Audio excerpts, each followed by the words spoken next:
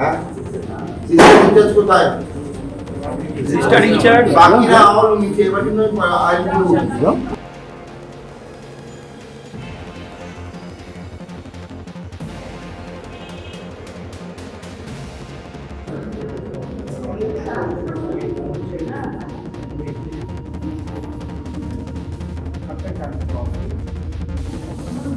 products liquor, whatever. If the liquor shops are there, they are licensed, but we'll have to think over it. 500 meters within the periphery of the hospital, there shouldn't be anything which is an addictive event.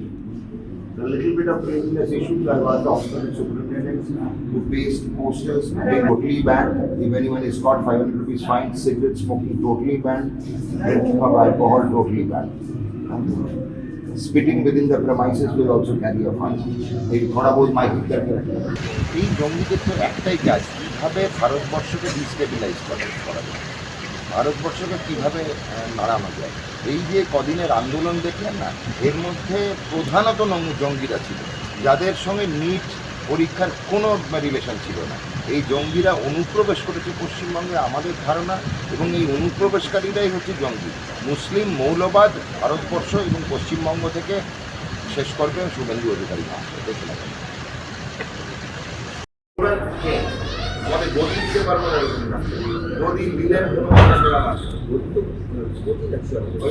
যেগুলো বোঝেছে বলবে you will have to dispose.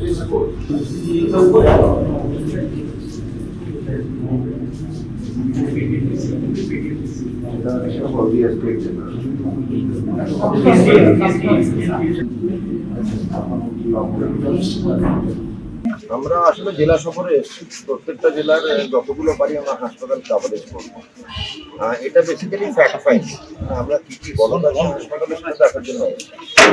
বিগত 15 বছরে আমি জিজ্ঞেস করলাম আমাদের স্বাস্থ্য আধিকারিকদের, প্রশাসনিক আধিকারিকদের, 15 বছরে কোনো রকম স্বাস্থ্যমন্ত্রী আসেনি। তার আগে 35 বছরেও কেউ এসেছিল কিনা কেউ খবর দিতে পারলো না। তো এই যে বিল্ডিংটা দেখছেন কেন্দ্রীয় সরকারের টাকায় তৈরি, কোভিডের সময় বিল্ডিংটা যথেষ্ট ভালো তৈরি, এয়ার কন্ডিশন বিল্ডিং। খুব পশ্চিমবঙ্গে খুব কম স্বাস্থ্যকেন্দ্র আছে যেগুলো শীতাতপ নিয়ে। কতগুলো জিনিস দেখলাম, এক হচ্ছে পরিচ্ছন্নতার অভাব আছে, কিছু কিছু জায়গায় পরিকাঠামোর অভাব আছে, যেমন অক্সিজেন লাইনের অভাব আছে, কিছু কিছু সাইনেজের অভাব আছে। আর পরিচ্ছন্নতার ব্যাপারে বলা খালি প্রশাসনকে দোষ দিয়ে লাভ নেই, সমাজকেও দোষ দিতে হবে।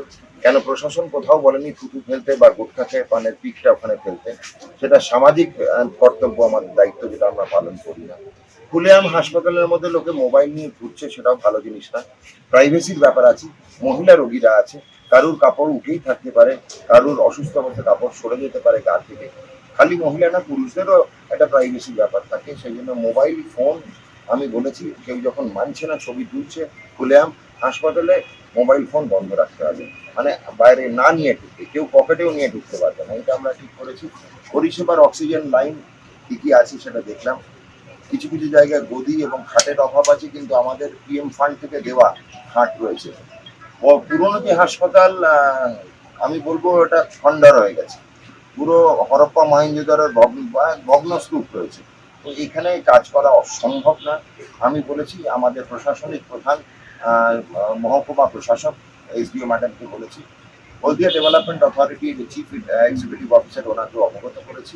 দুজনে পর্যবেক্ষণ করবেন এবং এটা ফিট ফর ইউজ আছে কিনা, রিপেয়ারেবল কিনা, বা বিয়ন্ড রিপেয়ার কিনা। তিনটে ফিট ফর ইউজ তো নয়, সেটা আমাদের খালি চোখে, আমি ইঞ্জিনিয়ার নই, আমার বলা উচিত না।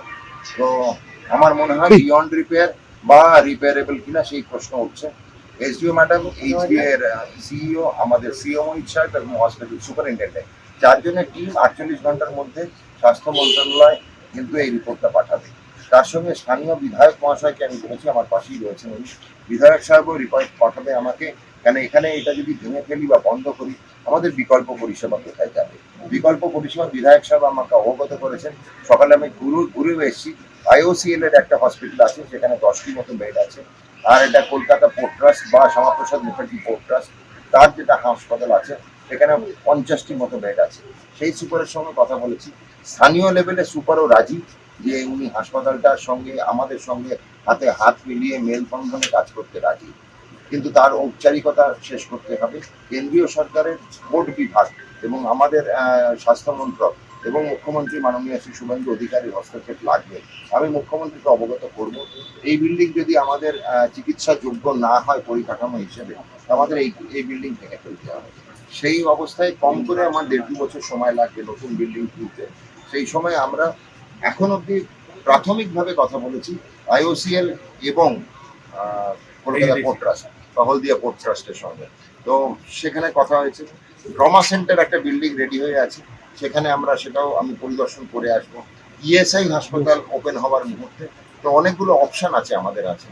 এই বিল্ডিং না রাখতে পারলে আমাদের সেই অপশনগুলোকে ভেঞ্চার করতে হবে।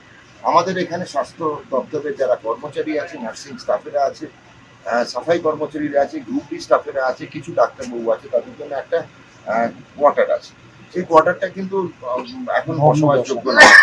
তো ভেতরে ঢুকিনি, বাইরে থেকেই করলাম। আমাদের যারা এখানে আধিকারিক আছে তাদের কথা হচ্ছে হাঁটুর সমান ঘাস আছে, বিধায়ক সময় বললো এবং বললো ওখানে মানুষের থেকে কেউ বেশি থাকে। তো সেটা আমাদের বসবাসযোগ্য নয়, সেটারও ব্যবস্থা নিতে হবে। আমার স্বাস্থ্য দপ্তরের যদি নার্স, ডাক্তার, সাফাই কর্মচারী, স্বাস্থ্য কর্মচারী আরামে না ঘুমোতে পারে রাত্রে, সে পরিষেবা দিতে পারবে। তাদেরকে দেখভাল করার দায়িত্ব স্বাস্থ্য মন্ত্রকের। তো আমরা সেটাও দেখভাল করবো।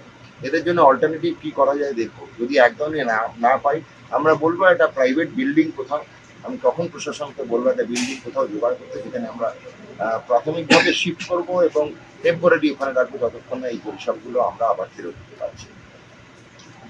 এটাতে ভালো খারাপ দেখার কিছু নেই, আমরা জানি এটা খারাপ। 15 বছর ধরে সাংবাদিকরা আমাদের চোখ খোলেনি বলবো। তো সাংবাদিকদেরও দায়িত্ব বর্তায়, তাদেরকেও আমি দায়িত্ব দিয়ে গেছি, সংবাদ মাধ্যমেই আমি দিচ্ছি দায়িত্বটা। গণতন্ত্রের চতুর্থ স্তম্ভ যদি কাজ করে, প্রথম স্তম্ভ দাঁড়িয়ে আছি কাজ করার জন্য, তো চতুর্থ স্তম্ভ যেন প্রথম স্তম্ভে ঠ্যাকটাটা দেয়, যাতে প্রথম স্তম্ভ পড়ে না যায়। তো সেটা আপনাদের কাছে আবেদন। যেখানে যেখানে দেখবেন গর্বে, সব ভাই বোনদের মধ্যে, আমি কাউকে বিরাট দোষারোপ করতে চাই না, কেন যাকে করবো সে আমারই ভাই। তো বাড়িতে এরকম ঝগড়াঝাটি হয়েই থাকে। আপনারা যেগুলো দেখলেন সেটা নিয়ে বিরাট খবর করলেন সেটাও নয়, এটা আমাদের বাড়ির মধ্যে গণ্ডগোল। এরকম ঝগড়া চলবেই। আমি যদি এখানে ঝগড়া না করি সেটাও ভালো না, আর আমি যদি সব ভালো বলে দিই সেটা ভালো না। কেন আলটিমেটলি এটা পাবলিকের প্রপার্টি, জনসাধারণের প্রপার্টি, সেটা রক্ষণাবেক্ষণের দায়িত্ব জনসাধারণ আমাদের জনপ্রতিনিধিদের দিয়েছে, বিধায়ককে এবং আমাকে। তো আমরা সেটা পালন করব। আর এখানে যা যা দেখলেন ভাবতেন যে স্বাস্থ্যমন্ত্রী এসে বিরাট চোটপাট করলো, না, খবরটা তা না। স্বাস্থ্যমন্ত্রী খতিয়ে দেখছে কোথায় কোথায় গলদ আছে, কোথায় ফাঁক আছে। ফাঁক পূরণ করার জন্যই আমরা এসেছি। ভেতরে যাকে ভর্ৎসনা করা বা বকাবকি করা করেছি সেটা আমাদের দাদা ভাইয়ের ঝগড়া, এটা হতে থাকবে, না হলেই গন্ডগোল। প্রশ্ন থাকলে বলুন। 2025 সালে 8ই জানুয়ারি মেদিনীপুর মেডিকেল কলেজে স্যালাইন কাণ্ডে প্রসূতি এবং বাচ্চার মৃত্যু হয়েছে। তারপরে তদন্তের মুখে সিনিয়র জুনিয়রদের সাসপেন্ড করা হয়েছিল রাস্তাতে, কিন্তু সেই তদন্তটাও ফের প্রশ্নের মুখে। এখন সুপার আর তৎকালীন সুপার বলছেন আবার তদন্ত করা হোক। না, আমরা বলেছি যে আগের তদন্ত যেটা হচ্ছে সেটা চলছে। আগের তদন্তে না বন্দুকের নলটা কার ঘাড়ে রাখা হবে সেই নিয়ে খুব চিন্তিত ছিলেন প্রাক্তন মুখ্যমন্ত্রী। উনি নিজের যে প্রথম কথা হচ্ছে সালাইন তো কেউ বানিয়েছে, কলকাতা পশ্চিমবঙ্গ ফার্মাসিউটিক্যাল কোম্পানি, তার 3 জন মালিক আছে, তাদের ধরা হলো না। ঠিক যেমনটা 21শে জুলাইতে সব প্রত্যক্ষদর্শী ছিলেন প্রাক্তন মুখ্যমন্ত্রী, পুরো হত্যালীলায়, তাকেই জিজ্ঞাসাবাদ করা হবে। এগুলো হয়েছিল আগের জমানায়, এগুলো এক্সপেক্টেড। সুতরাং স্যালাইন কাণ্ডে স্যালাইন যিনি বানিয়েছিলেন তাকে ধরা হলো না।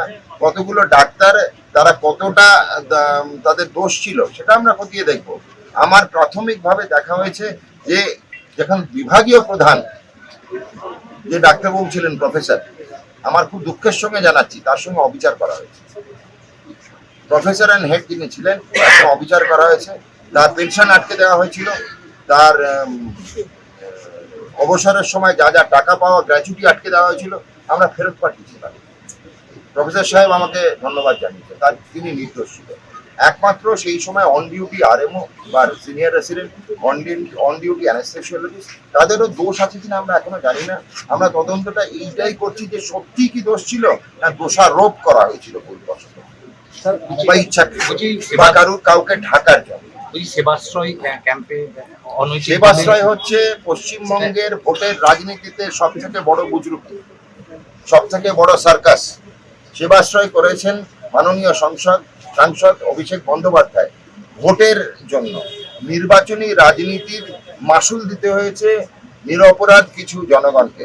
কারুর হাত কাটা গেছে, কারুর পা কাটা গেছে, কেউ প্রাণ হারিয়েছে। গরিব সবজিওয়ালা, গরিব বিক্রেতাকে বলপূর্বক লাইনে দাঁড় করানো হয়েছে, লাইনে ভিড় দাঁড়ানোর জন্য। সরকারি ওষুধের অপব্যবহার করা হয়েছে, সরকারি মেশিনকে বেনিয়মে সেখানে নিয়ে যাওয়া হয়েছে। আল্ট্রাসোনোগ্রাফি মেশিনের পাচার করেছে সরকারি হাসপাতাল থেকে, সেখানে সরকারি হাসপাতালে পরিষেবা ব্যাহত হয়েছে। এটা ধারাবাহিক দুর্নীতির আরেকটি পালক মাত্র।